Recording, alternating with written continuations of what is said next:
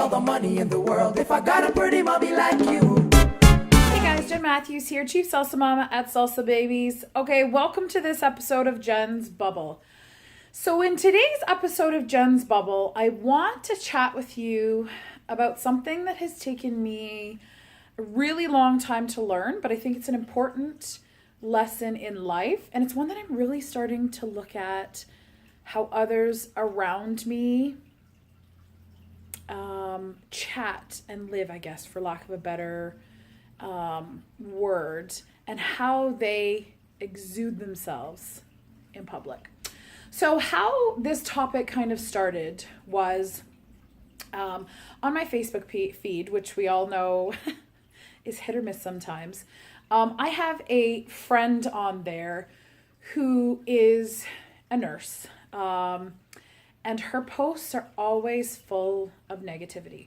So she had a bad shift, or she missed time with her family, or she doesn't like her coworkers, or nobody respects nurses, all of these kind of things, which, let's be honest, lots of us have negative things in life, but we also have the ability to change, don't we? If we're not happy in a situation that we're in, we have the ability to change. So I want you to think for a second right now about your own sort of life and experience in dealing with people. You've ran into someone like this before, haven't you? We all have, who everything is just negative and they're angry and they're hurt. What if we channeled that energy differently? And this is the part that took me a really, really, really long time to come to terms with in my own life. And it really took me sort of self-assessing, how do I feel when I go on these rants and I want to make people feel bad for their decisions, or, whatever the case may be. And I realized it made me feel really bad.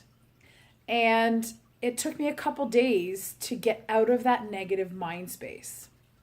And I didn't like the way it felt. So I said to myself, okay, let's try something different. Maybe it's going to work. Maybe it's not going to work. I don't know. But I'm not happy the way it's working. And for those of you who watch Dr. Phil, what does Dr. Phil say? And how's that working for you? Right. Okay. So I decided to try something differently. And I really take a second now before I make a judgment or before I take a thought to really change my mindset and to change my tone when I comment or when I'm trying to help someone, to a message and a tone of, I don't really know what's going on in their lives for them to be behaving like this, and for them to always be angry, and for them to always be hurt, for them to not make changes in their own life if they're not happy.